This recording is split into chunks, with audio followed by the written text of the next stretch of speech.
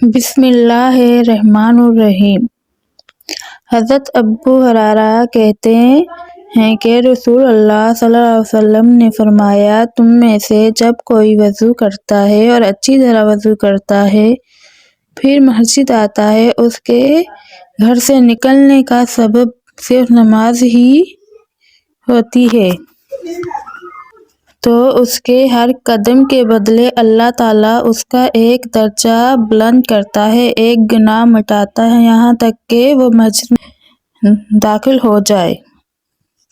حضرت عبداللہ بن مسعود رضی اللہ عنہ کہتے ہیں، عرض کیا گیا، اللہ کے رسول، آپ اپنی امت کے ان لوگوں کو قیامت کے دن کیسے پہچانیں گے جن کو آپ نے دیکھا نہیں ہے؟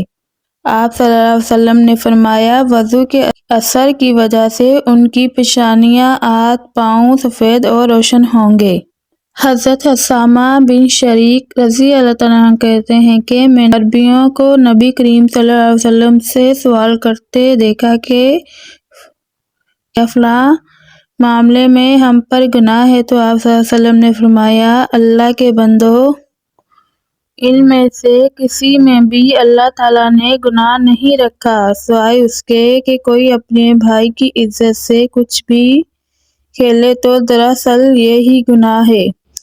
انہوں نے کہا، اللہ کے رسول، اگر ہم دوائی سے علاج نہ کریں تو اس میں بھی گناہ ہے؟ آپ صلی اللہ علیہ وسلم نے فرمایا، اللہ کے بندو، دوائی علاج کرو، اس لیے کہ اللہ تعالیٰ نے کوئی ایسا مرض نہیں بنایا جس کی شفا اس کے ساتھ نہ بنائی ہو سوائے بڑھاپے کے۔ انہوں نے عرض کیا، اللہ کے رسول، بندوں کو جو چیز اللہ تعالیٰ نے عطا کی ہے ان میں سے سب سے بہتر چیز کیا ہے؟ آپ صلی اللہ علیہ وسلم نے ارشاد فرمایا، حسن اخلاق۔ حضرت جابر بن رضی اللہ عنہ کہتے ہیں کہ میں نے رسول اللہ صلی اللہ علیہ وسلم کو فرماتے سنا، سوتے وقت الصمت کا سرما ضرور لگائیں کیونکہ اس سے نظر نگاہیں تیز ہوتی ہیں اور بال اگتے ہیں۔ حضرت عبداللہ بن عمر رضی اللہ عنہ کہتے ہیں کہ رسول اللہ صلی اللہ علیہ وسلم نے فرمایا، تم لوگ اپنے اوپر الصمت کو لازمی کر لو، اس لیے کہ وہ بینائی تیز کرتا ہے اور بال اگاتا ہے۔